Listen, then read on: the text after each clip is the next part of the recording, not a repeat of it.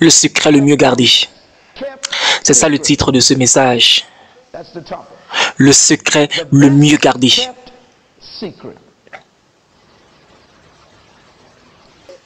Il y a quelques heures, j'étais dans la belle ville où je me trouvais. J'ai eu une expérience assez étrange. J'étais en train de conduire et je suis passé à côté d'un cimetière. Et dans ce cimetière, il y avait de très belles pierres tombales. Très belles pierres tombales. Et quand je suis passé à côté de là, il y avait probablement des milliers de tombeaux dans ce cimetière-là. Et je me suis souvenu de quelque chose que j'ai découvert il y a plus de 20 ans, est que le lieu le plus riche dans ce monde, ce n'est pas les mines de diamants d'Afrique du Sud, ce n'est pas les puits de pétrole qui se trouvent en Iran ou en Irak, ce n'est pas les mines d'uranium d'Union soviétique, ce n'est pas les puits de pétrole d'Irak. Le lieu le plus riche de ce monde, ce n'est pas les fruits de mer qui se trouvent dans l'océan, mais le lieu le plus riche du monde se trouve dans ton quartier, c'est le cimetière. Si je pouvais extraire les trésors du cimetière comme on fait des mines d'or et de diamants, ça veut dire que je dois être l'homme le plus riche de la planète. Mais pourquoi est-ce que le cimetière est si riche? Pourquoi il y a beaucoup de trésors dans le cimetière? Pourquoi? Parce qu'enterrés au cimetière, il y a des rêves qui ne sont jamais devenus réalité, des livres qui n'ont jamais été écrits, des idées qui ne sont jamais devenues des réalités. Il y a des visions qui n'ont jamais été manifestées. Dans le cimetière, il y a des peintures qu'on n'a jamais peintes, des chansons qu'on n'a jamais écrites, des livres qu'on n'a jamais lus. Dans le cimetière, il y a des grandes usines de fabrication qui n'ont jamais été construites. Dans le cimetière, il y a des sermons qui n'ont jamais été prêchés. Dans le cimetière, il y a beaucoup de succès qui n'a pas été utilisé. Enterré au cimetière, il y a des trésors qui font que Dieu pleure. Et ma plus grande crainte aujourd'hui est que j'ai peur que la plupart d'entre vous, écoutant ce message aujourd'hui dans cet auditorium, ceux qui vont regarder ce message, vous allez ajouter à la richesse, au trésor, à l'abondance de la richesse du cimetière. Et cela me rend tellement triste, parce qu'enfui en vous, il y a des rêves que vous portez toujours au jour d'aujourd'hui, des idées que Dieu a mis dans votre cœur, que vous n'avez pas encore accomplies, des peintures que vous n'avez pas encore peintes, des livres que vous n'avez pas encore écrits, des peintures que vous êtes en train de procrastiner. Et ce qui m'inquiète, c'est qu'on ne va peut-être jamais voir vos peintures, on ne va peut-être jamais chanter votre chanson, on ne va jamais lire votre livre, on ne va jamais opérer dans votre business, on ne va jamais expérimenter vos inventions, les inventions que vous êtes en train de procrastiner. Et ma confiance ce soir est que vous allez dérober le cimetière de votre trésor. Ma prière est que vous puissiez décevoir le cimetière. Ma prière est que quand la morgue va voir votre cadavre, ça va être vide. Des trésors. Eh bien, comment est-ce qu'on appelle le trésor, ce trésor massif qui se trouve dans chaque cimetière? On appelle ça le potentiel. Notez ce mot. Est-ce qu'on peut dire ensemble le potentiel? Pourquoi est-ce qu'on appelle ça le potentiel? Parce que le potentiel, je veux définir le potentiel pour vous. Le potentiel, c'est la puissance qui est inexploitée. Le potentiel, c'est la capacité qui est inutilisée. Est-ce que nous sommes ensemble? Le potentiel, c'est la force qui dort en vous. Le potentiel, c'est la puissance qui est cachée. Le potentiel, c'est tout ce que tu pouvais devenir, que tu n'es pas encore devenu. Le potentiel, c'est la distance que tu peux atteindre, que tu n'as pas encore atteint dans la vie. Le potentiel, c'est qui tu es réellement, qu'on n'a pas encore vu. Le potentiel, c'est tout ce que tu peux devenir, que tu n'es pas encore devenu le potentiel. Le potentiel, c'est tout ce que tu peux faire, que tu n'as pas encore eu à faire. Le potentiel, ce n'est jamais ce que tu as déjà fait. Potentiel, c'est jamais ce que tu as fait. Potentiel, c'est toujours ce que tu peux faire, que tu n'as pas encore fait. Et donc, en fait, le potentiel, c'est quand tu as fait quelque chose, tu cesses d'appeler cela ton potentiel. Il faut donc dire que le potentiel,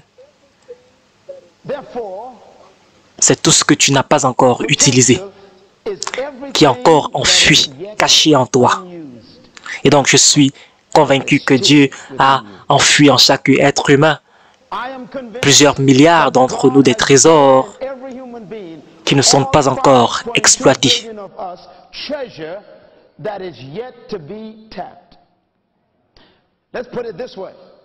Et donc, on va le dire autrement, si le potentiel, ce n'est pas ce que tu as fait, mais ce que tu pourrais faire, ça veut dire que tout ce que tu as accompli n'est plus ton potentiel. Par conséquent, tu ne dois pas être impressionné par ce que tu as fait. Parce que si c'est le cas, ça va t'arrêter de pouvoir faire ce que tu peux faire. Le plus grand ennemi du progrès, c'est ton dernier succès. Le plus grand ennemi, la plus grande menace de pouvoir avancer, c'est quand tu es excité, content, fier de où tu te trouves présentement. Quand tu as l'impression que ce que tu as déjà accompli est la meilleure des choses, ça veut dire que tu commences déjà à ce moment à mourir. Peu importe ce que tu as accompli, si ça ne t'a pas tué, ça veut dire qu'il y a encore plus à faire. Et aussi longtemps que tu respires, Dieu a quelque chose encore en toi. Jusqu'à ce que tu meurs, tu es encore enceinte. Parce que Dieu t'a envoyé ici. Et il n'y a aucun être humain qui est venu sur cette planète vide. Je le répète, personne n'est venu sur cette planète vide. Tu es venu ici là chargé de potentiel et tu es venu ici pour faire un dépôt. Et ce dépôt, tu dois le faire parce que si tu ne le fais pas, tu es un voleur générationnel parce que tu as volé de la génération future. La génération future est supposée bénéficier et profiter de ce que tu es venu déposer cela. Mais si tu es rassasié et tu es satisfait de ce que tu as déjà fait et tu ne fais pas ce que tu pouvais faire, ça veut dire que tu es en train de les dérober de ce que tu pouvais faire. C'est pour cela que tu ne dois pas permettre que ce que tu as fait t'empêche de pouvoir faire ce que tu es capable de faire. Peu importe la grandeur de ce que tu as déjà accompli, il ne faut pas garer ta voiture. Ne t'arrête pas de travailler. Dis à ton voisin, je sens que mon bébé est en train de bouger au-dedans de moi.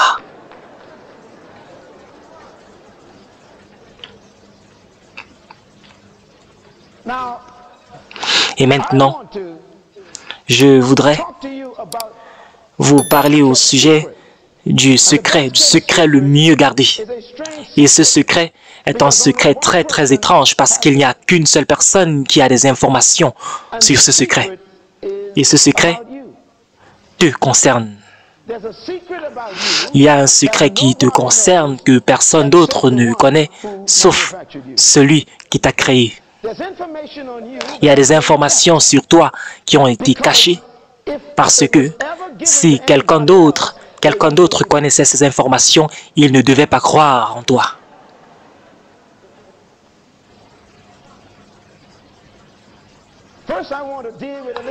Déjà, je voudrais adresser quelque chose de très important avant de pouvoir continuer. Je voudrais parler comment être libéré pour pouvoir découvrir ce secret.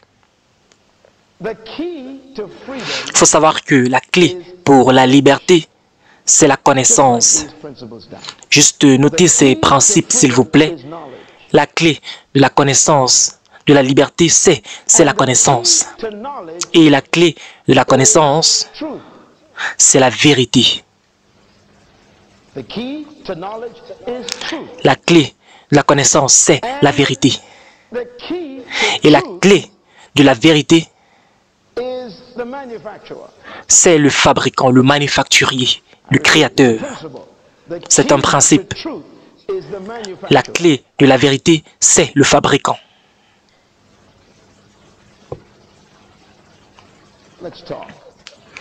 Parlons à présent ensemble. Le plus grand ennemi de l'homme, c'est pas le péché. Le plus grand ennemi de l'homme, c'est pas le diable. Le plus grand ennemi de l'homme, c'est l'ignorance.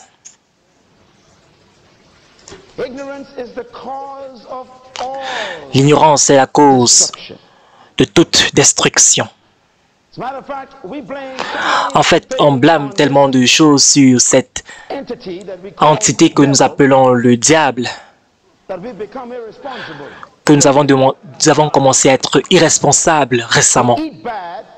On mange mal, on devient malade et on accuse le diable. Malheureusement.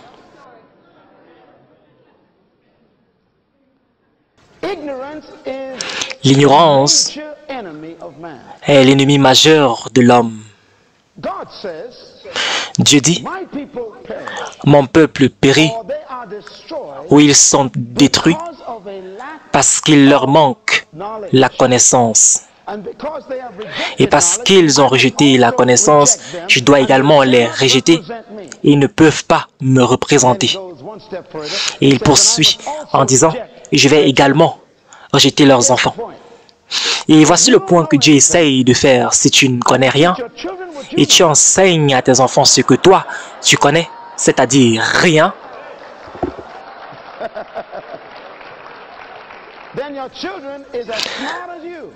cela veut dire que tes enfants sont aussi intelligents que toi. Notez ce point. Tout ce que je connais, c'est ce que j'ai appris.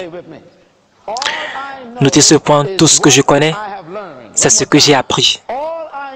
Tout ce que je connais, c'est ce que j'ai appris. Vous devez laisser cela pénétrer votre esprit pour un moment. Peu importe les livres que vous avez achetés, vous connaissez seulement ce que vous avez lu. Ne regardez pas derrière vous, il y a quelqu'un qui vous regarde sûrement. Certains d'entre vous avaient acheté des livres, mais vous n'avez pas encore ouvert ces livres. Et vous voulez impressionner les gens avec votre bibliothèque, avec des choses que vous ne connaissez même pas, des livres que vous n'avez même pas lus. Vous avez acheté des vidéocassettes et vous n'avez même pas encore percé le plastique de ces cassettes. Vous avez acheté des cassettes, des CD, des DVD. Vous savez, acheter de l'information n'apporte pas la révélation. Voici ce que Dieu dit au sujet de cela. Il dit, parce que vous m'avez rejeté, vous avez rejeté la connaissance, je vais également vous rejeter. C'est impossible de rejeter ce qui n'était pas disponible. Ça veut dire que votre ignorance était une décision. Il faut dire que 90% de la connaissance dont vous avez besoin se trouve dans votre maison, dans un livre que vous n'avez pas encore lu. Chaque fois que vous passez à côté d'une bibliothèque, l'information vous incrimine. Dieu dit, vous êtes en train de périr parce que vous manquez la connaissance. Donc, ne blâmez pas le diable, ne blâmez pas votre belle-mère, ne blâmez pas votre enseignant, ne blâmez pas le système éducatif. Vous n'avez pas besoin d'un enseignant pour pouvoir apprendre. Est-ce qu'on est ensemble? Est-ce que c'est la vérité, Minnesota? Certaines personnes blâment le système éducatif, le département d'éducation. Vous n'avez pas besoin d'un professeur pour que vous puissiez lire un livre. Je ne vais jamais oublier le jour où je suis parti pour la première fois sur les prémices de l'université où j'ai été étudiant. Je suis parti en tant qu'étudiant en première année et voici un enseignant qui est entré en salle. J'étais très content. J'ai acheté mes livres et j'étais prêt, enthousiaste à l'idée d'apprendre et d'étudier. Il y avait une grande banque d'informations. Cet enseignant qui est entré en salle, j'ai dit, je vais tellement apprendre de ce monsieur, de ce grand homme. Il est resté là pendant 5 minutes, il nous a salué, bonjour, je suis content que vous soyez là aujourd'hui. Notre cours va durer pour le semestre. Vous avez 5 livres à lire.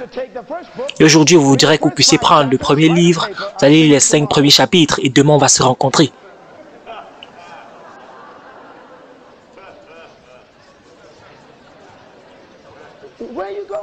Mais où est-ce que vous partez, professeur? Je viens de payer 2000 $ en droit universitaire pour venir dans cette école et vous dites que vous partez et que je dois faire un résumé. Et il est parti. Je suis devenu très fâché. Et j'ai dit, mais attention, je viens de payer $2000 pour mes droits universitaires et encore plusieurs milliers de dollars pour des livres, pour là où je devais dormir. Et ce monsieur passe 5 minutes en classe et me dit que je dois faire un résumé.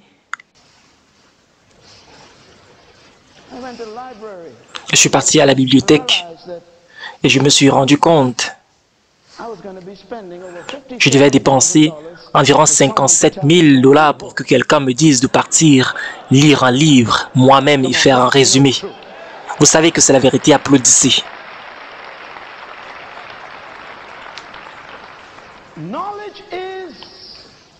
La connaissance, c'est la clé pour la liberté. Mais la clé de la connaissance, on doit vraiment vérifier cela. Auparavant, je vous disais que la connaissance, c'est le pouvoir. Ce n'est pas nécessairement vrai. Pourquoi? Parce que tu peux apprendre ce qui est faux. Tu peux maîtriser ce qui est faux et considérer que c'est la vérité. Pourtant, ce n'est pas le cas.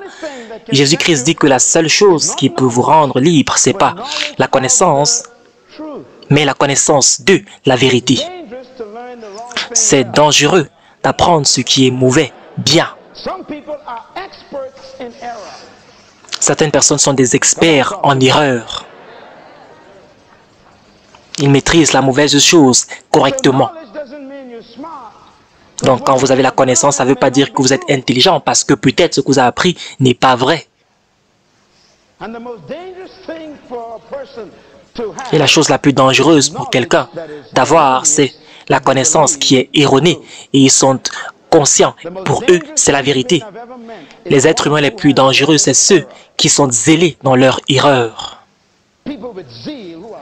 Ceux qui sont zélés, mais qui sont incorrects, qui sont dans l'erreur. Et ça a été la cause de grandes tragédies dans notre humanité, dans notre histoire de l'homme.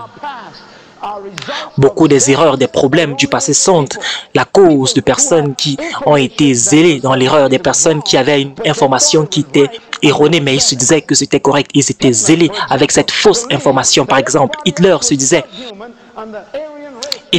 que toutes les autres races n'étaient pas totalement humaines et seule sa race était les vrais êtres humains. Et cette erreur lui a fait massacrer des millions de personnes. Il y avait également le groupe des croisés qui étaient entre guillemets des chrétiens qui étaient dans l'erreur et ils ont tué des milliers et des milliers de personnes en Europe parce qu'ils avaient une erreur théologique.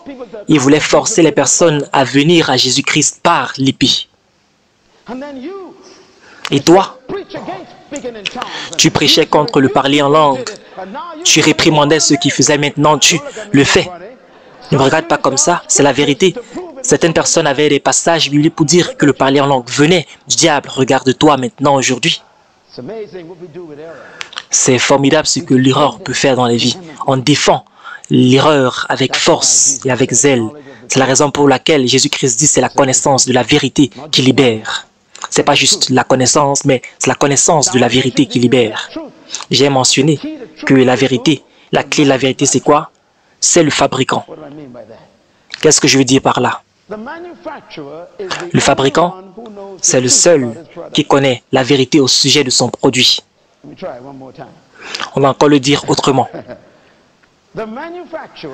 Le manufacturier ou le fabricant, c'est la seule personne qui connaît la vérité au sujet de son produit. Toute autre personne est en train d'expérimenter avec son produit.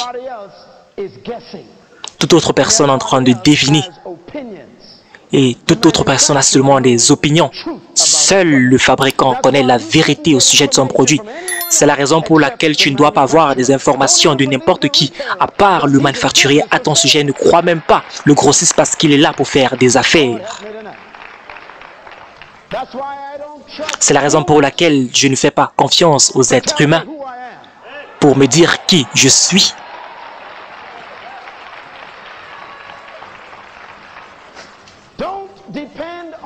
Ne dépend pas à l'expérience client pour déterminer la valeur d'un produit. Parce qu'il y a des clients qui ne savent pas utiliser un produit.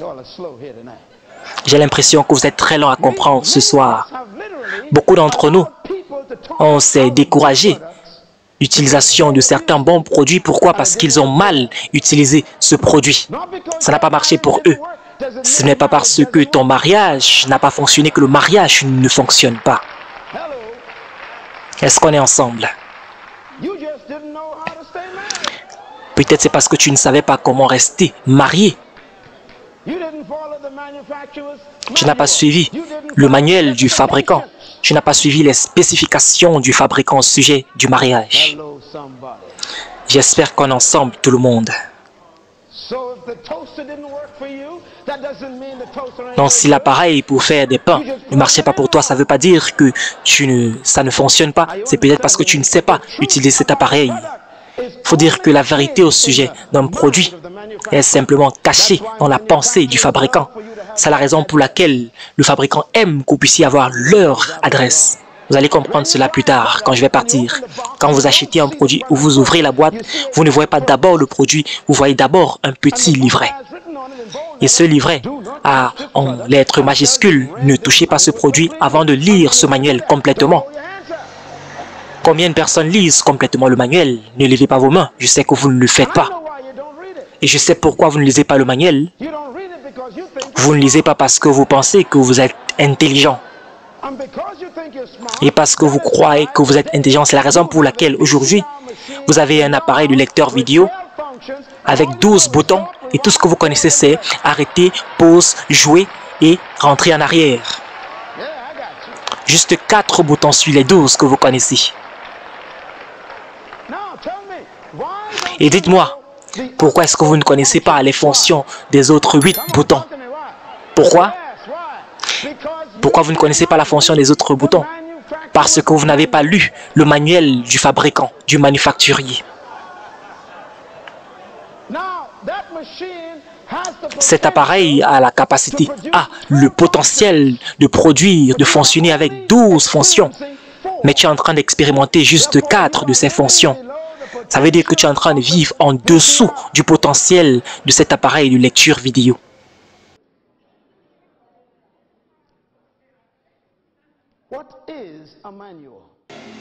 Qu'est-ce qu'on appelle un manuel? Qu'est-ce que le manuel? Je vais vous montrer quelque chose qui va vous aider. Le mot manuel, si vous vérifiez, c'est écrit ainsi. M-A-N-U. Ça commence d'abord par M-A-N-U. Ça vient d'un mot latin qui veut dire fabriquer, faire. Manu.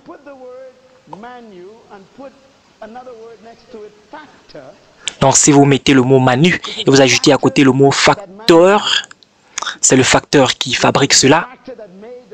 C'est le facteur qui a fabriqué ce produit. Tu as le mot manufacturier. Est-ce qu'on est ensemble?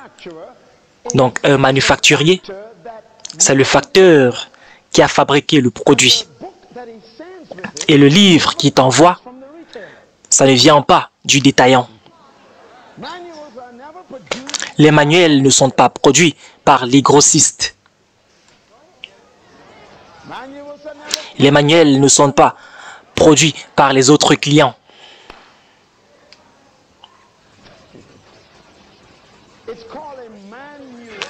On appelle ça un manuel parce que ça vient du manufacturier. Cela veut dire que le manuel, c'est le fabricant, la pensée du fabricant. C'est ça l'explication du manuel. C'est la pensée du fabricant au sujet de son produit.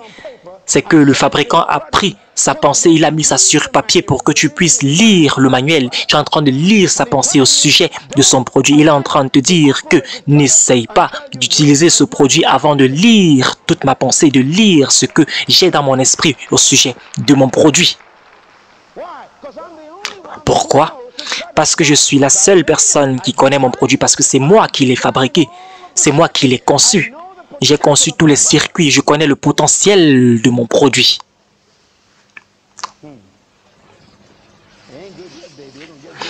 C'est pas encore beau, le meilleur est à venir. Maintenant, le manuel que vous avez avec le produit, si vous ignorez le manuel, vous êtes en train d'ignorer la pensée du fabricant. Et si vous ignorez la pensée du fabricant, Ça veut dire que vous êtes en train d'expérimenter avec son produit. Ceux qui ont lu le manuel n'expérimentent pas.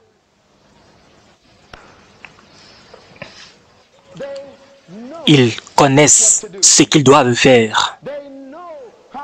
Ils savent comment tirer du produit ce qui se trouve dans le produit. Parce qu'ils connaissent la pensée du manufacturier au sujet de son produit.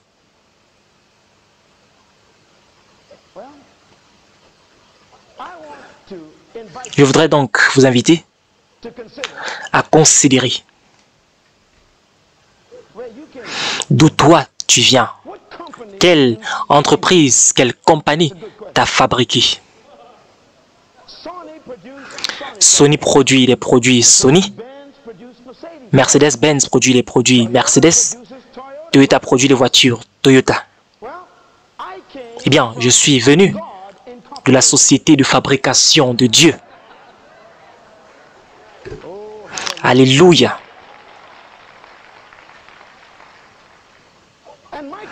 Et cette entreprise est éternelle. Ce n'est pas enregistré avec d'autres entreprises sur Terre. Ce n'est pas enregistré sur la bourse parce que sa valeur est tellement élevée.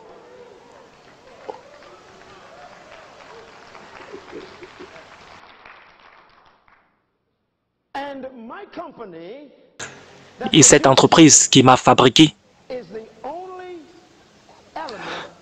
c'est le seul élément qui a le droit de me dire la vérité me concernant.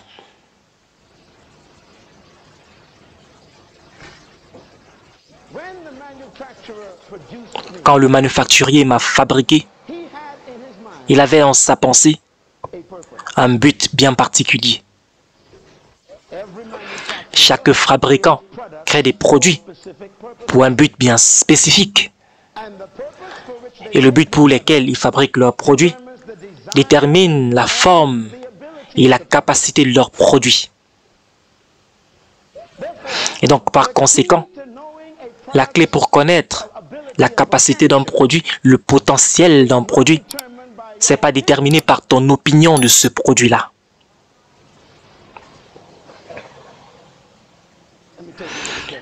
Allons un peu plus en profondeur. La plupart d'entre vous êtes venus ici en voiture. Si vous deviez sortir, vous allez voir dans votre voiture quelque chose de très intéressant. Quand vous venez d'acheter une voiture et vous asseyez sur le siège chauffeur, si vous regardez le compteur de vitesse, il y a un numéro sur le compteur de vitesse. On peut dire que c'est à 160. Certaines voitures, c'est à 210 km/h. Certaines voitures, c'est à 280 km/h. Comment est-ce que le fabricant peut mettre sur cette voiture, sur ce compteur de vitesse, ce chiffre-là? Comment est-ce qu'il peut vous dire que cette voiture peut rouler à 160 km/h? Qu'est-ce qui lui donne l'audace et le droit de vous dire que cette voiture, sans votre permission, que cette voiture est capable de rouler à 160 km/h? Il n'a même pas demandé votre permission. Et quand il a vendu cela, il a placé ce chiffre. Il est en train de dire, ose, essaye de conduire à cette vitesse. Vas-y, je te garantis que cette voiture a la capacité pour conduire à 160 km/h. Peu importe ton point de vue du produit, je ne m'inquiète pas de ton opinion. J'ai moi-même fabriqué ce produit et c'est moi-même qui ai mis en cette voiture la capacité de piston, le nombre de chevaux nécessaires pour pouvoir rouler à cette vitesse-là. Avant de sortir un produit à l'extérieur, on va tester la voiture. On ne te demande plus de tester le produit, de tester la voiture. On te demande d'utiliser la voiture parce que la voiture a déjà été testée. Eh bien, c'est la question que je veux te poser. Est-ce que si tu roules à 150 km/h, est-ce que si tu roules à 150, est-ce que ça élimine la capacité de la voiture de rouler à 160 par exemple? Ou bien si tu roules pendant les 30 dernières années à 55 km/h, est-ce que ton expérience élimine la capacité de la voiture de rouler à 160 km/h? C'est pour cela que je ne dois pas juger la vie par ton expérience. parce que tu peux faire bien plus, même si ton expérience a toujours été limitée jusqu'ici. Si la voiture est garée à l'extérieur et tu pars vers la voiture et tu dis, vous savez, c'est ce qui se passe généralement dans la voiture, tu dis à la voiture, tu es stupide. Est-ce que la voiture peut toujours rouler à 160 km/h? Si tu dis que la voiture est ignorante, est-ce que la voiture peut toujours rouler à 160? Si tu dis à la voiture, je n'aime pas ta couleur, est-ce que la voiture peut toujours rouler à 160 km/h? Eh bien, oui. Est-ce que ça vous fait penser à quelque chose au sujet des couleurs de peau? Votre opinion n'affecte pas le potentiel du produit. Notez ce point, s'il vous plaît. L'opinion ne change pas le potentiel.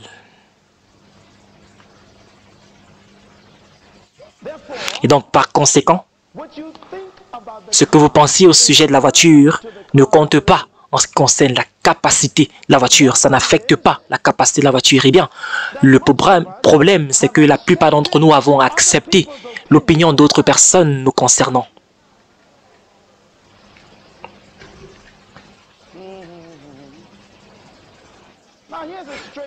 Voici un phénomène assez étrange.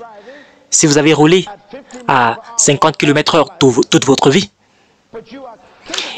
alors que vous êtes capable de rouler à 150 km/h, et moi, je viens et je roule à 60 km/h, juste au-dessus de vous, vous êtes impressionné par moi. Est-ce que cela n'est pas stupide? Te voilà, tu roules à 50 km/h, quelqu'un vous dépasse à 60 km/h, et vous dites « Waouh !» Ce que tu ne réalises pas, c'est que toi, tu es capable de rouler à 160, 150, 200 km/h.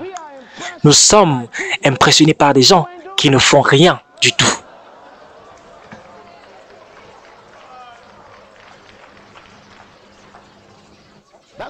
C'est la raison pour laquelle je ne permets pas que ce que tu es en train de faire pour interférer avec ce que moi je fais.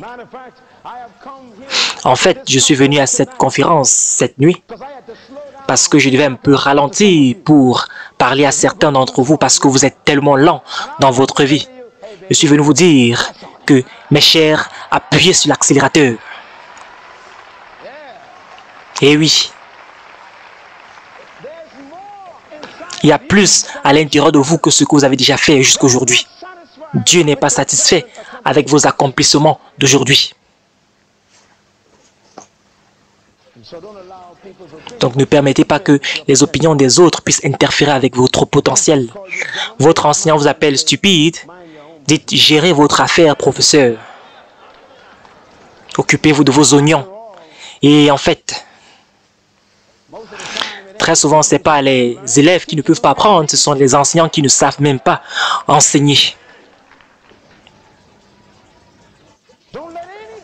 Ne permettez pas à quelqu'un de pouvoir déclarer une opinion sur votre compteur de vitesse parce que Dieu a enfui à l'intérieur de vous du trésor qui n'a pas encore exploité. La société est une norme extrêmement dangereuse et je ne voudrais pas être normal.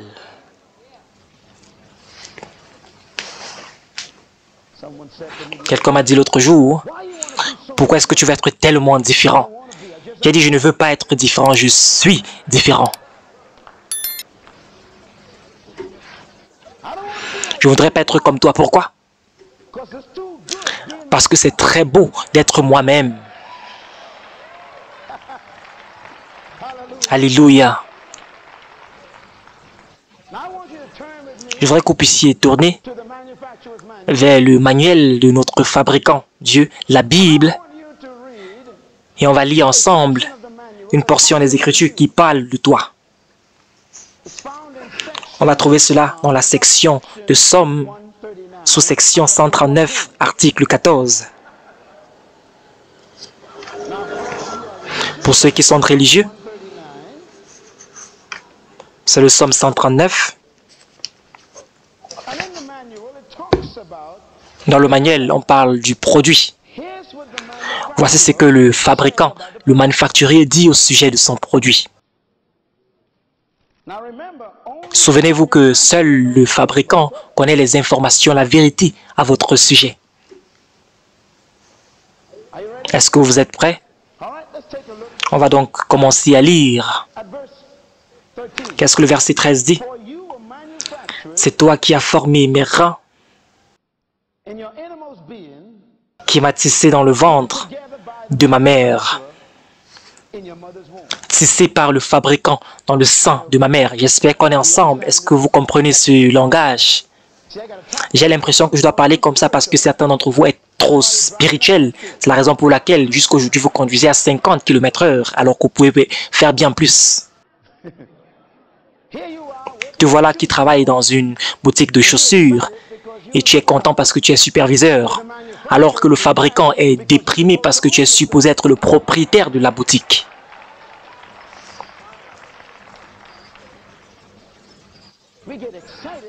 Nous sommes contents des choses auxquelles lui, il est déçu. Verset 14.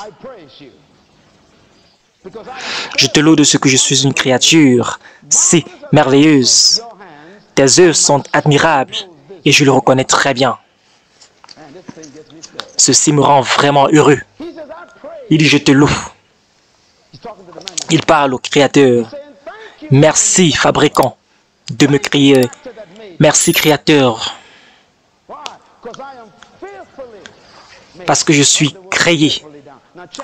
En anglais, on parle de fearfully. Et fearfully veut dire créé avec crainte. Et on va expliquer en détail un peu ce que ça veut dire. Il dit, quand tu m'as fabriqué, il m'a créé avec crainte. Et le mot hébreu ici, c'est quelque chose d'impressionnant. C'est que quand tu me mettais ensemble, quand tu me tissais dans le ventre de ma mère, il était plein de crainte. Pourquoi? C'est le genre de crainte qu'un artiste a. Il était comme un artiste en train de mettre quelque chose ensemble. Il était en train de tisser. Vous savez, je suis un artiste. Il y a des fois où je suis en train de faire une peinture ou bien je suis en train de sculpter. Et il y a comme une crainte qui vient sur toi. Parce que tu voudrais que les choses soient exactes. Tu ne veux pas commettre une erreur. Tu as peur. Tu as la crainte de commettre une erreur. C'est la crainte dont on parle ici. Quand Dieu te créait, il avait peur de faire une erreur. Je ne sais pas pour vous, mais pour moi, je suis tellement excité à ce sujet. C'est pour cela que David dit, je te loue. Parce que quand tu m'as créé, c'est exactement ce que tu voulais. Mon nez est parfait. Pourquoi? Parce que mon nez était nécessaire pour le but de ma vie. Mon Dieu. Ma joue est exactement ce que ça devait être. Quand tu me créais, mes cheveux sont exacts. Mes cheveux étaient liés à ce que je devais faire dans la vie. Tu n'as pas fait une erreur, oh Dieu. C'est la raison pour laquelle tu dois arrêter de détester ton visage. Parce qu'il a pris beaucoup de temps pour pouvoir tisser cela dans le sang de ta mère. Donc arrête de regarder dans les magazines au visage d'autres personnes. Arrête d'être comme d'autres personnes, comme des stars. Arrête d'être comme les gentlemen qui sont là saisonnièrement. Tu es toujours un gentleman, une très belle dame. Il était tellement prudent qu'il ne voulait pas seulement que tu sois ce que tu es, mais voulait également que tu ressembles à ce que tu ressembles aujourd'hui. C'est la raison pour laquelle dans Isaïe dit, comment est-ce que le pot peut dire au potier, pourquoi est-ce que tu m'as fabriqué ainsi? Il dit, n'ose pas dire cela, ne demande pas au fabricant pourquoi est-ce qu'il t'a créé ainsi. Parce qu'il y a des choses à ton sujet qu'il connaît, qui a besoin de pouvoir avoir ces attributs que tu as aujourd'hui. Tu sais, ta taille est exacte. Arrête de dire que tu es trop géante, trop grande de taille, jeune femme. Il faut savoir que ta taille est liée avec ton but dans la vie.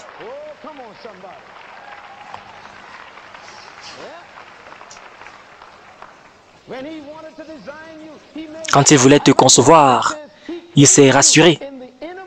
Il s'est rassuré que dans le sang de ta mère, il t'a tissé dans le ventre de ta mère. Ça veut dire que quand il voulait t'avoir, il se rassurait de quel ventre dans lequel tu devais te trouver. Si tu es noir, il voulait que tu sois noir. Si tu es blanc, il voulait que tu sois blanc. Si tu es jaune, il voulait que tu sois jaune. Si tu ne connais même pas ta vraie couleur, c'est exactement cela qu'il voulait.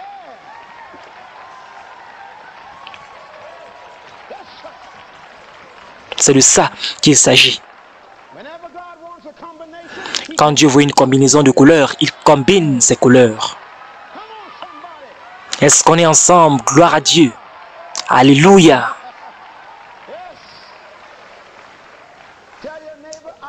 Dis à ton voisin, je suis parfait pour ce que j'ai été créé pour faire.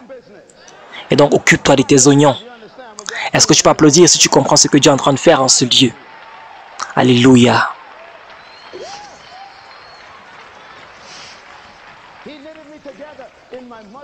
Il m'a tissé dans le sang de ma mère.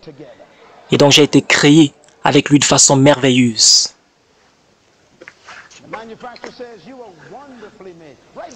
Le Créateur dit que tu as été créé de façon merveilleuse. Est-ce qu'on peut écrire le mot merveilleux sur le papier?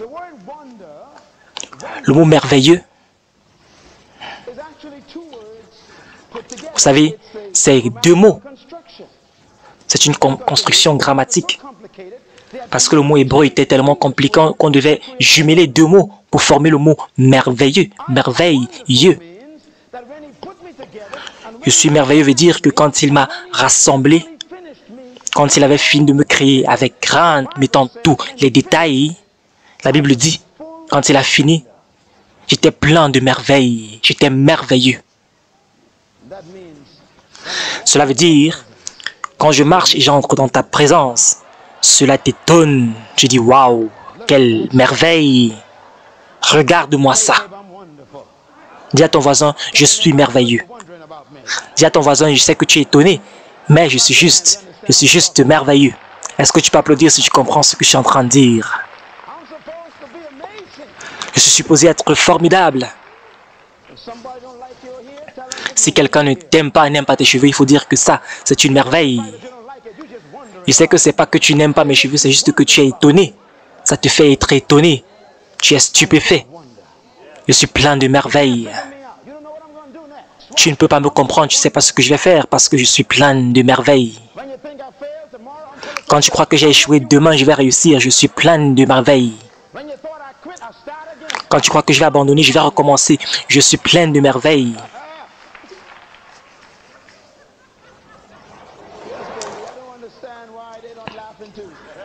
Oui, ma soeur, je ne comprends pas pourquoi les autres personnes ne rient pas comme toi. Dis à tes voisins, je suis merveilleux.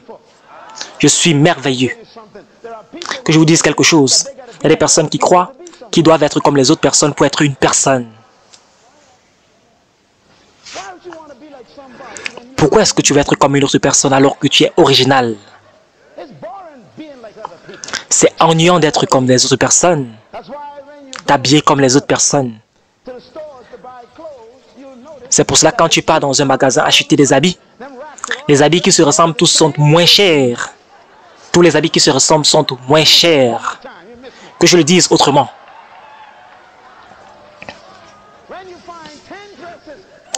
Quand vous trouvez 10 habits qui ont tous le même modèle, c'est moins cher.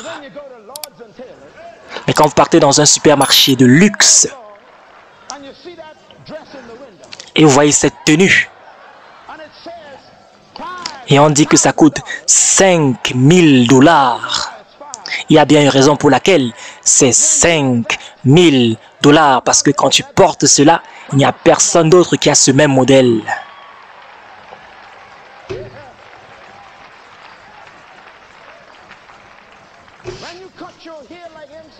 Quand vous vous rasez comme MC Hammer,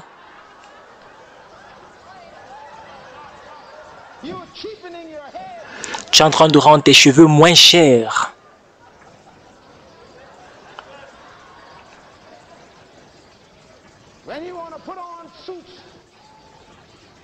Quand tu veux mettre tes costumes comme Marilyn Monroe, pauvre dame, tu es en train de te rendre moins cher. Quand tu apparais, on est supposé être étonné, mais d'où est-ce que cette personne sort?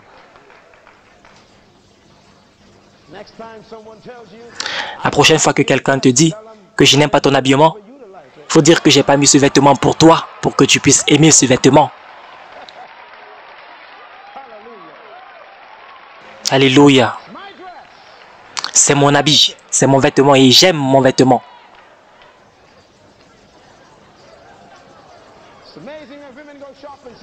C'est formidable quand les femmes partent faire les courses et ça s'applique également pour certains hommes. Vous savez, quand les personnes ont une faible estime d'eux-mêmes, ils aiment venir avec une foule quand ils partent faire les courses. J'ai l'impression que je me mets dans les problèmes maintenant. Et quand ils voient des choses, ces femmes, quand elles voient des choses qu'elles aiment, vous aimez le vêtement et vous décidez de prendre le vêtement pour l'essayer. Vous mettez ce vêtement, vous aimez le vêtement, vous sortez, vous demandez à votre ami, qu'est-ce que vous pensez? Pourquoi est-ce que vous demandez à votre ami alors? Et votre ami dit, non, je n'aime pas. Et vous dites, non, c'est vrai, moi-même je n'aime pas, moi-même je n'aime pas. Et vous retirez ce vêtement alors que vous aimez. Dis à ton voisin, sois toi-même. Tu es merveilleusement créé. Et le prochain mot qui est merveilleux, que tes œuvres sont admirables. Est-ce qu'on peut dire ensemble admirable? Admirable. Est-ce qu'on peut dire ensemble en bougeant le corps admirable? Écrivons le mot admirable. Ça vient d'admirer. Ce que Dieu a créé est supposé faire que les gens puissent t'admirer. J'étais à l'aéroport à Atlanta l'autre jour, l'année passée. J'ai vu 6 hommes qui sortaient de l'aéroport et tous étaient exacts. Habillés de la même façon, la même coiffure, les mêmes pantalons et avec la même démarche.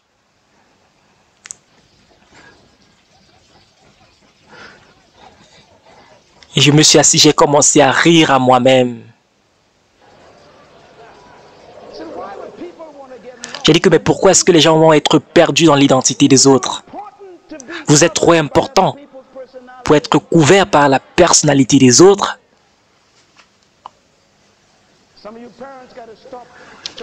Certains d'entre vous, parents, devez arrêter de comparer vos enfants. Pourquoi est-ce que tu n'es pas comme Jean? Il est différent de Jean.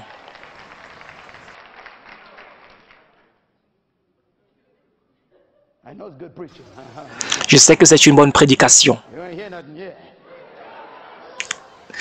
Vous n'avez encore rien suivi. Beaucoup plus de bonnes choses arrivent. Parce que tes œuvres sont admirables. Et mon âme le reconnaît. Et une des choses les plus importantes dans ce verset, c'est que mon âme le reconnaît bien. Je n'ai pas besoin de magazine pour me dire cela. Je n'ai pas besoin d'un psychologue pour me dire que je suis merveilleux. Eh bien, mon âme le reconnaît bien. Je n'ai pas besoin que quelqu'un me dise que je suis très beau. Mon âme le sait bien. Je n'ai pas besoin que quelqu'un puisse affirmer, puisse confirmer et réaffirmer qui je suis. Eh bien, mon âme le reconnaît bien. Je sais que je suis merveilleux. Je sais que je suis admirable. Vous savez, quand vous ne connaissez pas ces choses de vous-même, alors vous allez aller vers les autres pour avoir de l'affirmation. Et croyez-moi, si vous allez vers les autres pour savoir qui vous êtes, ils ne vont jamais faire de vous plus que eux. Ils vont toujours faire de vous quelqu'un qui est inférieur à eux. C'est pour cela que vous devez vous découvrir de vous-même, découvrir votre valeur, votre identité. Et le prochain verset est un peu difficile à comprendre. Ça parle de quelque chose qui est très lourd. Et probablement, ça va prendre des semaines pour enseigner cela. Mais on va juste passer, on va survoler cela. Mon corps n'était pas caché devant toi lorsque j'ai été fait dans le secret, tissé dans les profondeurs de la terre. La Bible dit que quand tu as été tissé dans le ventre de ta mère, Dieu te regardait. Et ça veut dire qu'il y a une chose que Dieu regarde toujours, c'est une femme enceinte. Donc ça veut dire que quand tu pars avoir ton avortement privé, tout le ciel est en train de te regarder. Dieu observe personnellement le potentiel formidable que tu es en train de vouloir détruire. Tu ne sais pas qui tu es en train de porter. C'est la raison pour laquelle tu ne dois pas toucher cet enfant. Supposez si Marie avait eu un avortement.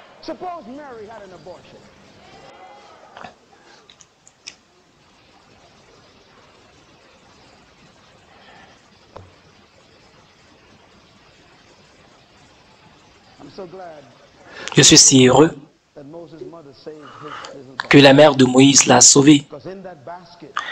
Et bien dans ce panier de Moïse, il y avait Genèse, Exode, Lévitique, Nombre et Deutéronome.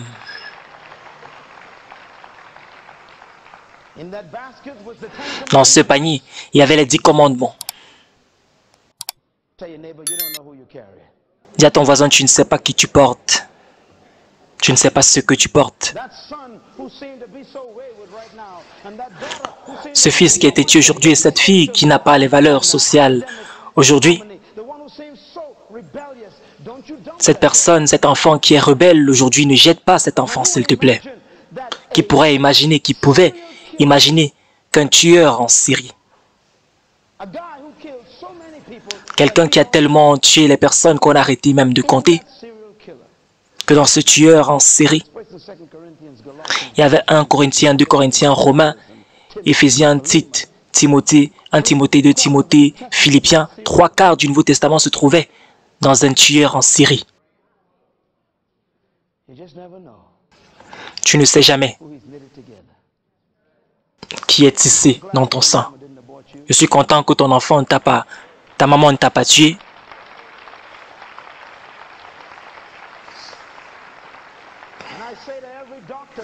Et je dis à chaque médecin qui regarde ce programme maintenant, qui pratique l'avortement, la seule raison pour laquelle vous êtes capable de pratiquer cet avortement-là, c'est parce que votre maman n'a pas fait cela à vous.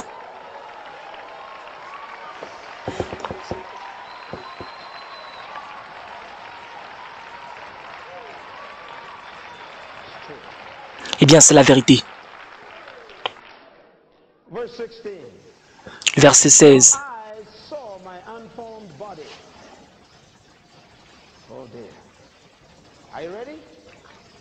On poursuit en disant, sur ton livre étaient inscrits tous les jours qui m'étaient destinés. Tous mes jours étaient déjà inscrits dans ton livre, avant qu'un seul d'entre eux n'existe. C'est là où les choses deviennent vraiment profondes. Non pas seulement est-ce qu'il t'a formé dans le ventre de ta mère, mais cela dit que tous les jours de ma vie étaient inscrits déjà dans son livre, fini et programmé. Il était inscrit dans son livre avant qu'un seul d'entre eux n'existe. En d'autres termes, avant que je ne sois né, il y avait un livre sur ma vie qui était fini. Tu n'es pas une erreur. Tu es un best-seller qui attend d'être écrit. Tous mes jours étaient déjà enregistrés, écrits, inscrits dans ton livre, et c'était déjà fini avant que je ne puisse même naître, avant que je ne puisse sortir du ventre de ma mère. Ça veut dire que Dieu a un livre sur ta vie, et Dieu n'écrit rien moins qu'un best-seller. Dieu n'a jamais produit un échec, même comme les gens échouent. Cela veut dire au prochain verset que dans ce livre, Dieu a écrit tout ce que tu es supposé faire et être. On va poursuivre en disant, et tes pensées à mon sujet au Seigneur sont impénétrables, que si je devais essayer de les comprendre, ça devait être comme essayer de compter le sable qui est au bord de la mer. Je ne sais pas si vous comprenez la profondeur de ce verset. Ça veut dire que le livre sur ma vie a des pensées qui me concernent et ces pensées sont si impénétrables, si formidables, si fantastiques que si je devais essayer de comprendre ces pensées, ça devait être comme essayer de compter le sable qui est au bord de la mer. En d'autres mots, ce que Dieu a écrit à ton sujet vont vraiment étonner les gens. Ce que Dieu a écrit, ce que tu es supposé faire, Ces choses sont si formidables que si Dieu devait révéler ces choses, devait te les révéler aujourd'hui, tu vas dire à Dieu que non, tu es en train de mentir. Et c'est ça le problème. Le problème, c'est que tu roules à 55 km/h et Dieu veut que tu roules à 160 km/h et tu dis à Dieu que non, c'est pas possible. Tu sais pourquoi tu ne crois pas? Je vais te dire pourquoi. Parce qu'il y a des lois qui ont été créées par des hommes.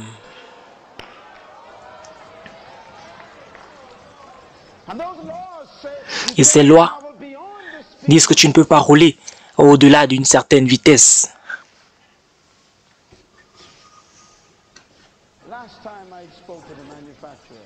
La dernière fois que j'ai parlé avec le fabricant, je lui ai posé une question. Quelles sont mes possibilités au fabricant? Quelle est la vitesse à laquelle je peux partir? Et la dernière fois quand j'ai parlé au fabricant, j'ai demandé quelles étaient mes possibilités. Il a dit, toutes choses sont possibles si tu crois. J'aime ça.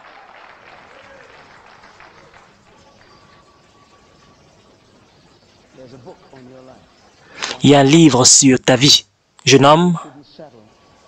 C'est pour cela que tu ne dois pas cesser de pouvoir, tu ne dois pas te contenter de ton bulletin d'école.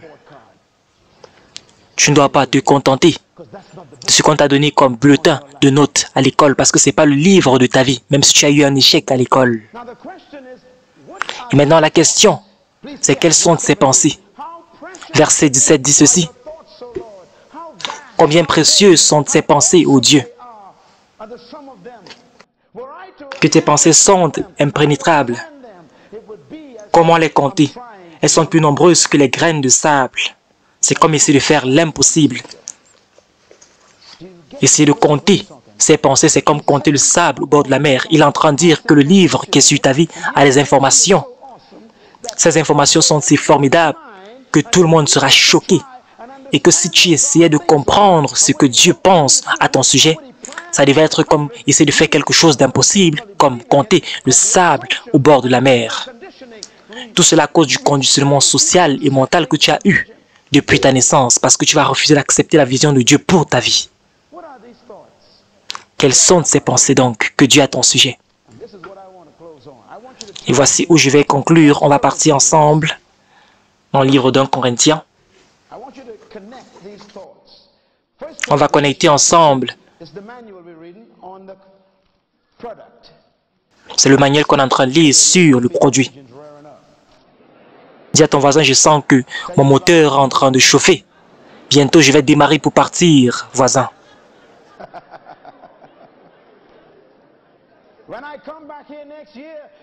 Quand je reviens l'année prochaine, tu ne dois pas être au même niveau où tu es maintenant.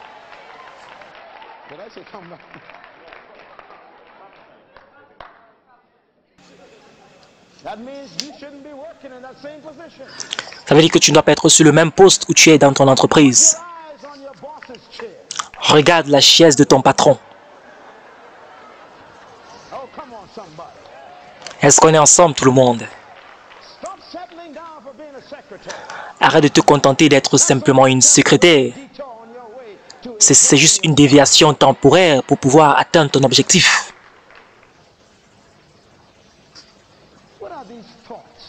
Quelles sont ces pensées donc que David est en train de dire ici dans Psaume 139 qui est caché dans son livre? Eh bien, Paul a saisi cela. Paul a saisi où David s'est arrêté. Paul dit, j'ai découvert des choses qui étaient cachées. Qui étaient cachées.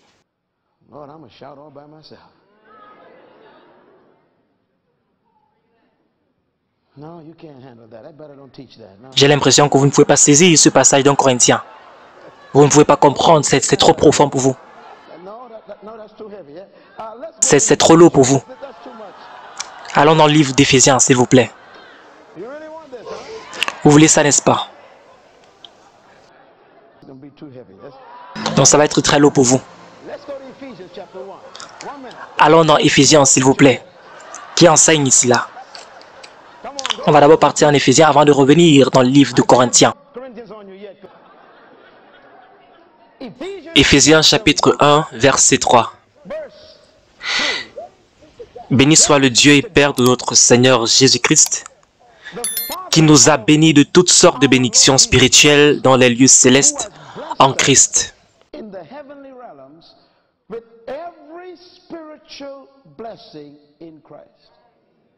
Déjà, je voudrais qu'on puisse souligner le mot « nous a » ou « qui nous avait ».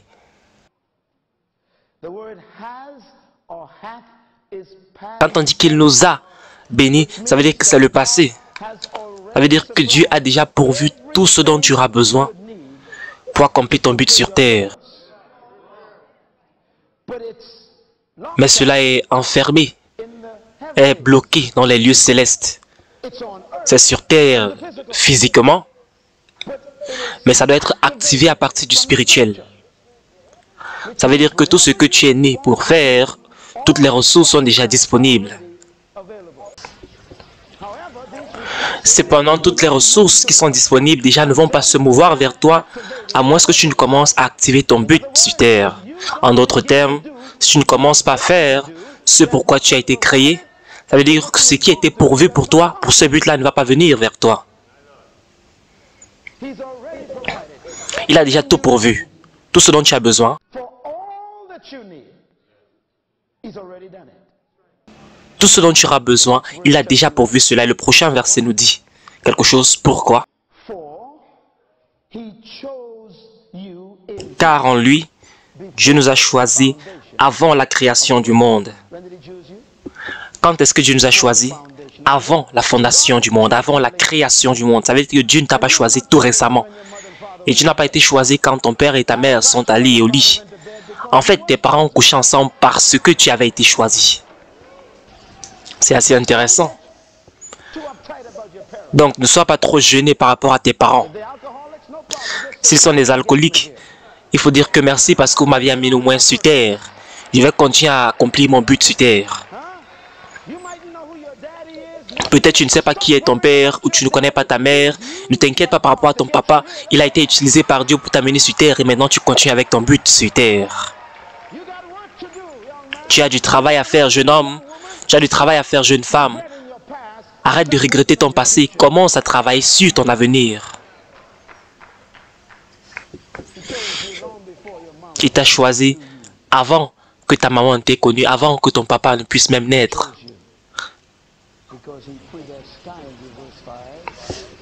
Et le verset 5 dit, il t'a prédestiné pour être son enfant. Ça veut dire qu'il a établi la destination avant de commencer le voyage. Il t'a terminé avant même de te commencer. Il a tout complété avant que tu ne puisses naître.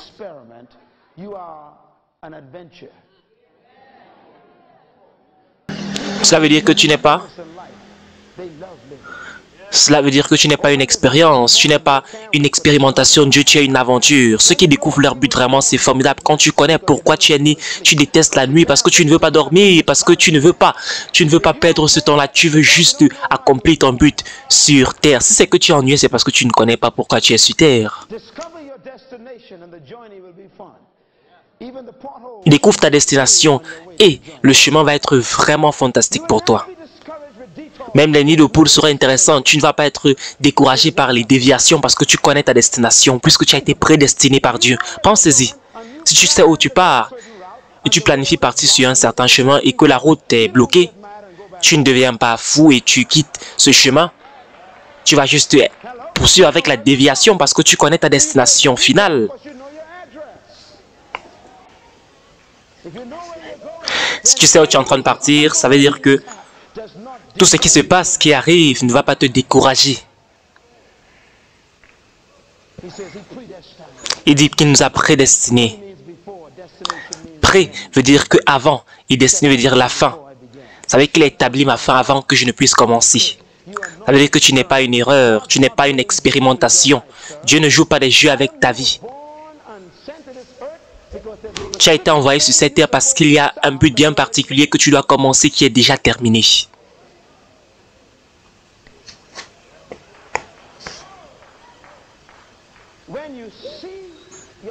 Quand tu vois ta destination, on appelle cela une vision. Et chaque personne qui est en train d'écouter cette vidéo devrait avoir vu sa vision. Et le problème, c'est que quand tu vois ta vision, c'est tellement magnifique que tu dis non, non, non, c'est pas moi ça, je ne crois pas. Est-ce que tu sais pourquoi tu dis ça? Parce que tu as été conditionné par ta société, parce que tu as été conditionné par tes parents, par ta famille, par ta communauté, pour ne pas croire que cela est possible. C'est la raison pour laquelle les pensées à ton sujet sont si formidables que si Dieu devait te montrer cela, tu ne devais même pas croire. Ça devait sembler être impossible comme compter le sable au bord de la mer. Le verset 11 dit ceci. En lui, nous avons été choisis, ayant été prédestinés, suivant le plan de celui qui met tout en œuvre conformément à sa décision et à sa volonté. Il a un but pour ta vie, il a une volonté, il œuvre tout, il met tout en œuvre pour se conformer à sa décision. Est-ce qu'on peut dire tout? Il met tout en œuvre. Est-ce qu'on peut dire tout en œuvre? Il met tout en œuvre.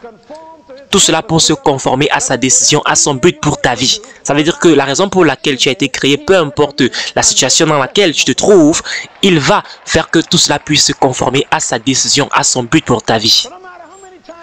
Donc ça veut dire que peu importe le nombre de fois que tu as échoué, le fabricant ne va pas vraiment se fâcher parce qu'il met tout en œuvre pour que tes décisions, pour que même tes erreurs puissent se conformer à sa décision. Donc c'est que tu as eu un enfant au mariage, il va toujours mettre tout en œuvre pour que cela puisse se ramener à son but pour ta vie. Si tu penses que ta vie est un échec parce que tu as eu un enfant, parce que tu es sorti de l'école, parce que tu as eu des échecs dans la vie, ne te décourage pas parce qu'il va mettre tout en œuvre. Dieu dit non, ne tue pas l'enfant, n'avorte pas. Le bébé m'appartient, les enfants sont de mon héritage. Même comme la situation n'était pas correcte, le bébé, lui, est correct. Donc je voudrais que tu puisses venir et tu apportes le bébé avec toi. Et je vais te ramener dans mon but pour ta vie. Et je vais utiliser le bébé comme un témoignage. Comme ça, je vais montrer aux gens que je peux utiliser quelque chose. Un enfant qui est illégitime en un héros légitime. C'est ce que Dieu peut faire. Il met tout en œuvre pour se conformer à son but pour ta vie. Chapitre 2 dit ceci. Car nous sommes son ouvrage, il dit, et nous avons été créés pour pouvoir faire les bonnes œuvres qui ont été prédestinées avant la fondation du monde. Les œuvres que tu as été créé pour pouvoir faire ont été préparées avant que tu ne puisses même être conçu dans le ventre de ta mère. Ça veut dire que tu as été créé pour faire quelque chose que Dieu voudrait que tu puisses maintenant commencer quand tu viens ensuite, parce que ça a déjà été terminé dans le spirituel. Donc tu es venu sur la planète, non pas parce que le sperme a glissé. Tu n'es pas un accident sur terre. Est-ce que tu peux dire à ton voisin, je ne suis pas quelqu'un qui a juste glissé. Je ne suis pas un sperme qui a glissé, mais j'ai été choisi avant la fondation du monde. Est-ce que tu sais que chaque fois qu'un homme couche avec une femme, ça a été prouvé scientifiquement que 500 millions de spermes sont relâchés chaque fois qu'un homme éjacule quand il couche avec une femme? Est-ce que tu peux imaginer cela?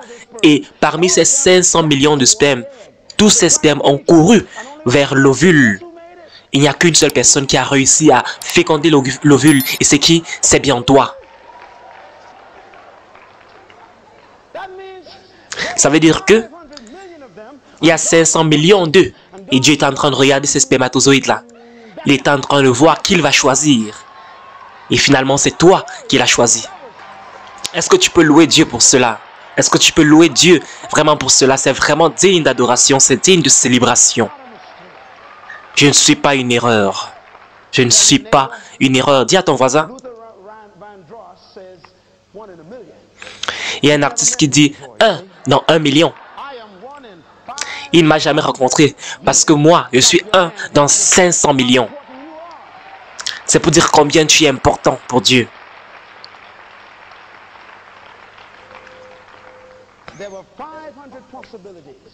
Il y avait 500 millions de possibilités. Et tu es la personne que Dieu voulait.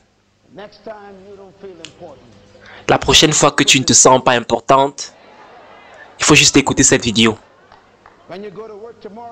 Quand tu pars au travail demain, je voudrais que tu puisses marcher avec la poitrine bombée dans ton travail parce que tu connais que tu es une personne importante. Tu es un dans 500 millions. Et quand on te demande qu'est-ce qui t'est arrivé, il faut dire que j'étais avec le docteur Miles la nuit dernière. On dit quel est le problème avec toi? Je dis que non, il n'y a pas de problème. Tu dis que non, maintenant tout va bien dans ma vie. Et quand on dit qui est-ce que tu penses que tu es, tu dis non, vous ne voulez pas savoir qui je suis réellement. Vous n'avez pas idée.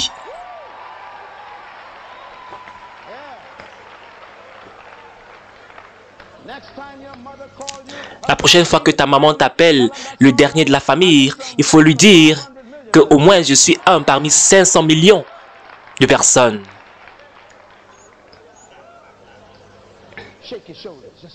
Est-ce que tu peux juste bouger tes épaules là? Est-ce que tu peux bouger tes épaules?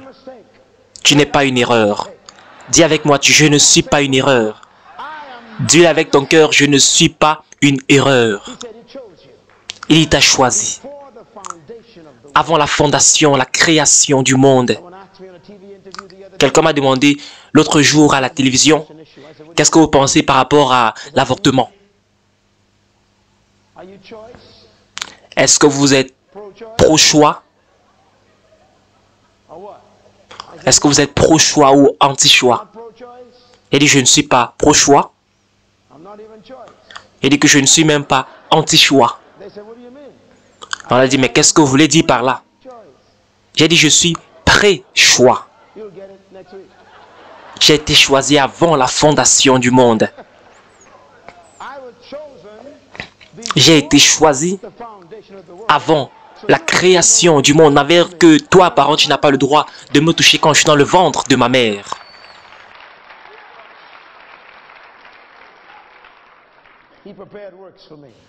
Il a préparé des œuvres bien avant la fondation du monde pour moi. Et quelles sont ces œuvres qu'il a préparées pour moi? Maintenant, on va partir dans le livre d'1 Corinthiens. Soyez prêts. Soyez prêts à la transformation. On va revenir demain pour la session demain pour avoir quelque chose de plus profond. J'aime cela. Est-ce qu'on peut dire ensemble la plus grande découverte? Le secret le mieux gardé. Le verset 7 du chapitre 10 dit quelque chose. Il dit non. Nous annonçons la sagesse de Dieu mystérieuse et cachée, celle que Dieu, avant tous les temps, avait préparée d'avance pour notre gloire.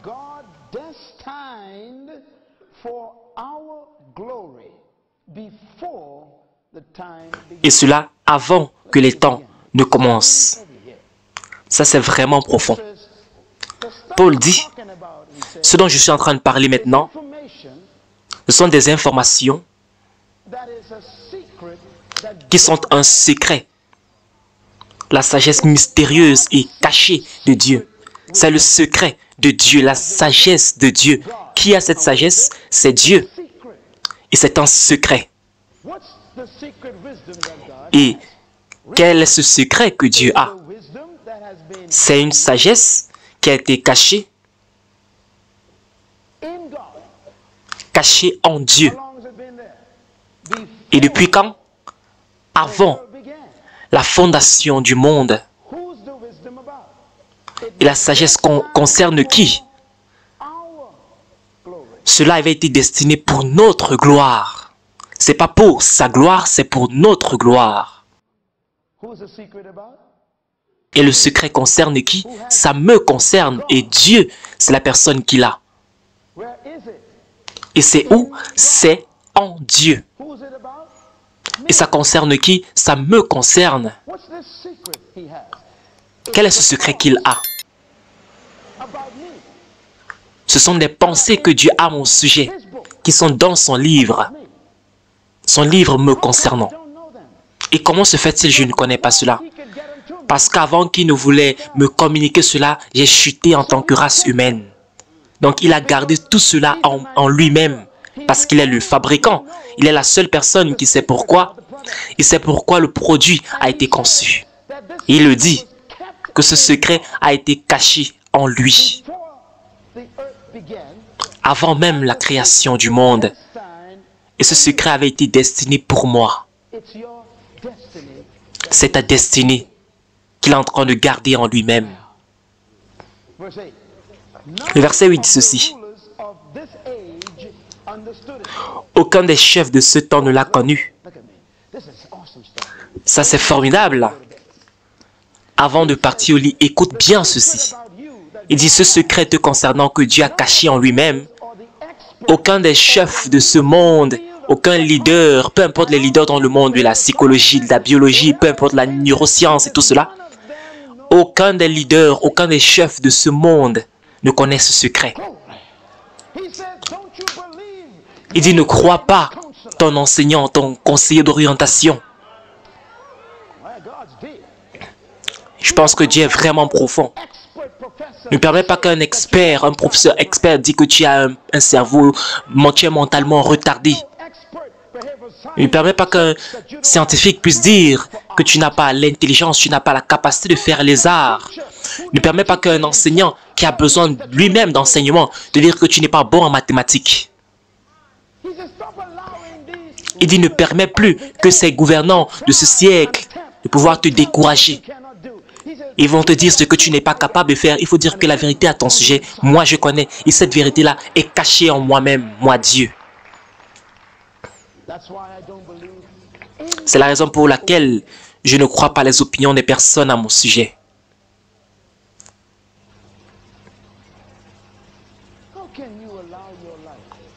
Comment tu peux permettre que ta vie soit déterminée et soit destinée par un examen à l'école? Un examen de 2 heures de temps. Est-ce que tu es malade?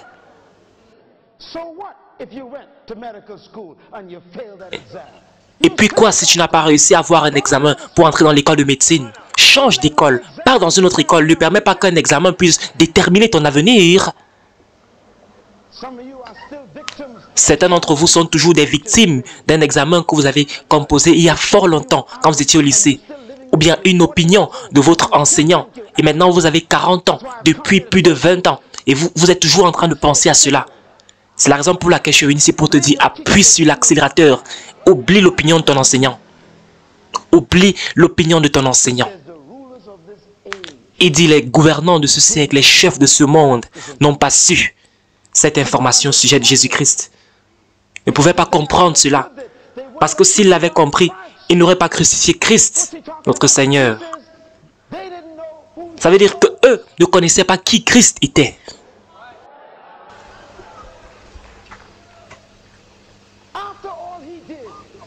Après tous les miracles que Christ avait fait parmi eux, ils ne pouvaient pas savoir que Christ était vraiment le Sauveur.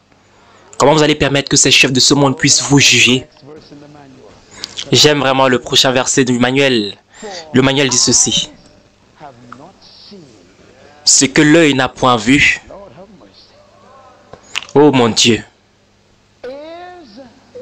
Ce que l'oreille n'a pas entendu. Est-ce que vous écoutez ce que Dieu dit? Dieu dit tout ce qu'on a dit à ton sujet. Peu importe ce qu'ils ont entendu à ton sujet, ce n'est pas correct.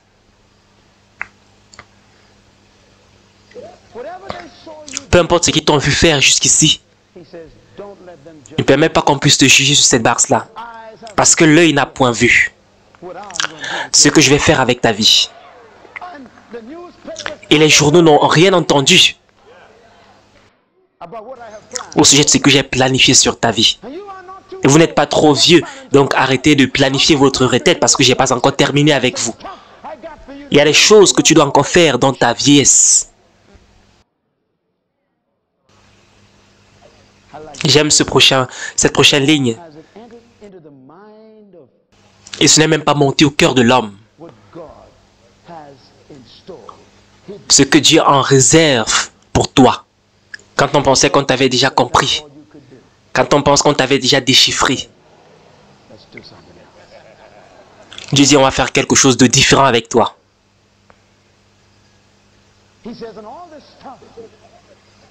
Il dit, toutes ces choses Dieu les a révélés et te les a révélés par son esprit. Et je voudrais que maintenant, ensemble, on puisse conclure que la seule façon que tu puisses toi-même connaître la vérité à ton sujet, c'est que cela doit être révélé par l'esprit du fabricant. La seule personne donc qui peut te dire la vraie vérité à ton sujet, c'est celui qui t'a créé. Et afin que tu puisses connaître cela, ça doit être une révélation.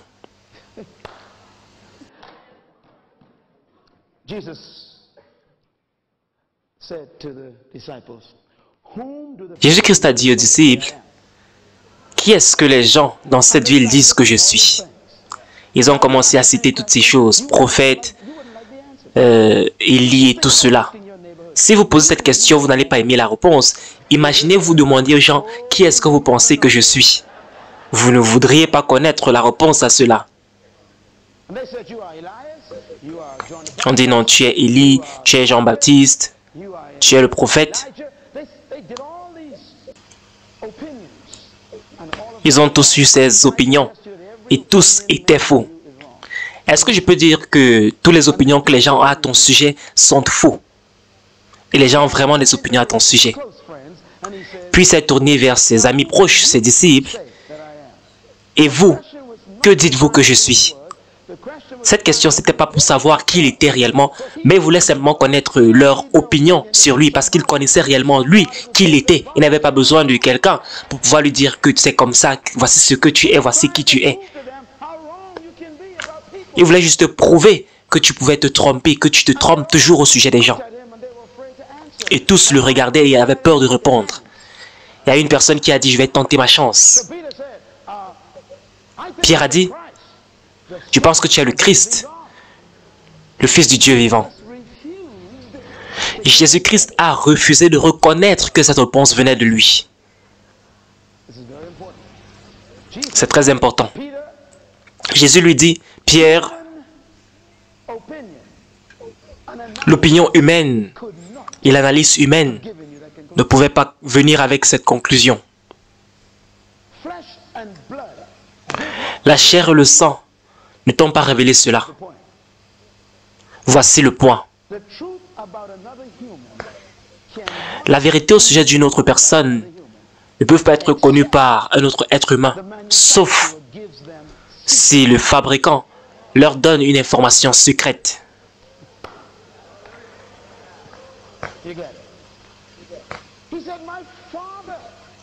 Il dit, mon Père est la seule personne qui a les informations sur moi. Et tu ne pouvais pas connaître ces informations à moins qu'il ne te les a révélées.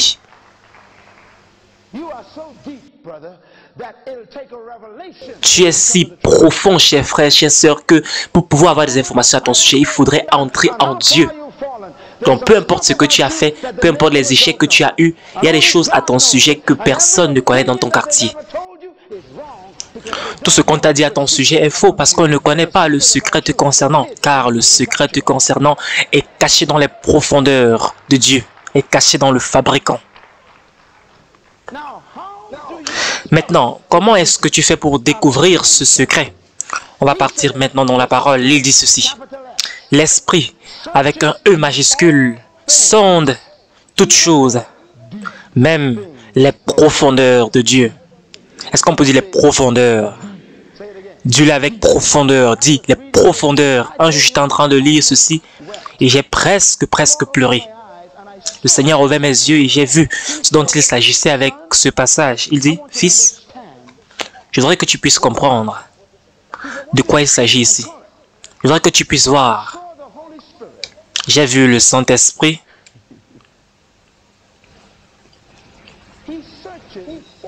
Il sonde toutes choses. Où sont ces choses?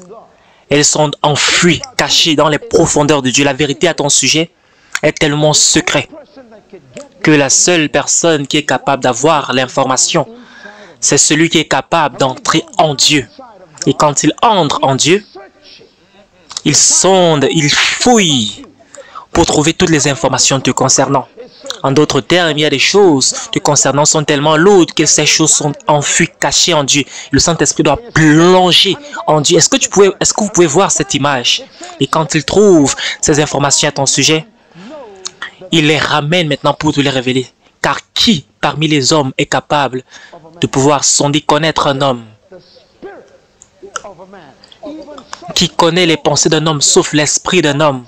De même, personne ne connaît les pensées de Dieu. Vous vous souvenez des pensées de Dieu dans le livre de votre vie, sauf l'esprit de Dieu. Et donc, seul l'esprit de Dieu peut entrer en Dieu et trouver les vraies pensées à ton sujet et te les ramener par révélation. C'est pour cela qu'il est dit au verset 10 que Dieu te révèle, que le Saint-Esprit te révèle les choses que personne n'a vues, personne n'a entendues. Ce n'est monté dans le cœur de personne, car toutes ces pensées sont cachées en Dieu.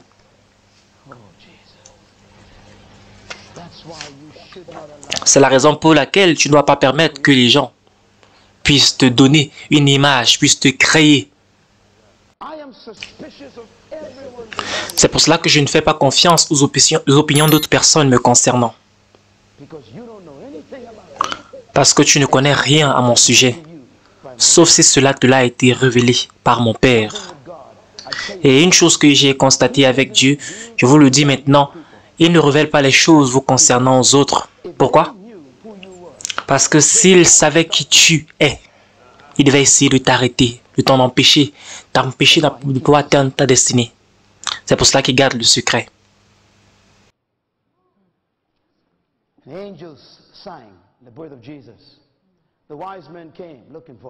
Quand les hommes sages sont venus à la naissance de Jésus-Christ, ils ont vu Hérode. Quand il a eu juste une petite partie du secret, il a dit quand vous trouvez le bébé, venez me dire. Il y a des personnes qui se sentent de la même façon vous concernant. Quand vous trouvez l'enfant, venez me dire et je vais venir l'adorer avec un couteau. Il y a des gens qui ne vous aiment pas. Et quand vous déclarez ce que vous allez bâtir, ce que vous allez établir, quel business vous allez commencer, ce que vous allez étudier, quand vous allez partir à l'école, ils sont fous après vous. Ils ne veulent pas que vous puissiez accomplir cela, ils veulent saboter vos projets. Quand Joseph a vu son secret, il a partagé avec sa famille, avec ses frères. Ses frères ont dit, tu veux faire quoi? Ils ont planifié le tuer avant que son secret ne devienne réalité. Il est dit que le Saint-Esprit, de la même façon, connaît les pensées de Dieu. Et par conséquent, on n'a pas reçu l'Esprit du monde.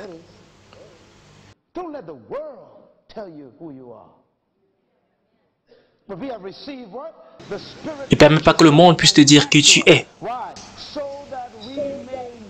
On a reçu l'Esprit de Dieu pour pouvoir connaître et discerner ce que Dieu nous a donné librement.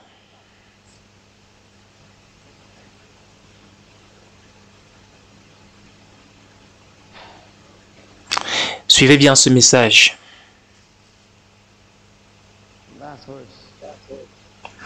Et le dernier verset dit ceci. Car qui connaît la pensée du Seigneur? Bonne question. Afin de pouvoir l'instruire ou le conseiller. C'est une très très belle question. Qui connaît le secret dans le cœur de Dieu? Et on dit aucun homme. Qui peut conseiller Dieu? Que je puisse commenter ici avant de pouvoir terminer. Dieu dit, aucun homme ne connaît ce que je connais à ton sujet. Et personne d'entre eux ne peut me conseiller. Vous savez, il y a des gens qui vont aller vers Dieu et dire que Dieu ne l'utilise pas. Ils sont en train de vouloir conseiller Dieu. Dieu, pourquoi tu choisis telle personne? Moi, je ne l'aime pas. De tous les gens que tu pouvais choisir, pourquoi est-ce que c'est cette personne que tu veux choisir? Ils sont en train de conseiller Dieu. Dieu dit, je suis le seul qui connaît les secrets te concernant. Qui connaît mes pensées? Personne. Lisez le dernier verset. Mais vous avez la pensée de Christ. Vous pouvez connaître qui vous êtes. Parce que celui qui habite en vous peut plonger, peut pénétrer les profondeurs de Dieu. Fermez vos Bibles et adorez le Seigneur. Certains d'entre vous avaient lutté, bataillé, avaient beaucoup souffert sous l'opinion des gens. Maintenant, est-ce que tu peux te séparer de l'opinion des gens? Est-ce que tu peux oublier le passé qui t'a longtemps piégé? Est-ce que tu peux dire au revoir à l'analyse de l'éducation, des conclusions de la famille, des parents? Est-ce que tu peux t'éloigner de ces choses-là et te donner entièrement à Dieu? Élevant tes mains, tu es en train de te soumettre à Dieu. Tu te donnes entièrement à Dieu, au fabricant. Père, au nom de Jésus, je te remercie que ta parole a la vie et est vie. Qu'il y ait du changement à partir de ce moment dans la vie des gens. Je prie pour ceux qui sont ici aujourd'hui, qui ont été opprimés par le passé, qui ont été victimes de l'opinion des autres, enterrés sous l'expérience, la souffrance dans le passé. Qu'ils puissent entendre ta voix et connaître tes pensées. Montre-leur vision. Montre-leur leur vision. J'accueille la vision qu'ils avaient quand ils étaient encore des enfants. Ramène les passions pour la vie. Merci Seigneur. Merci Seigneur. Merci.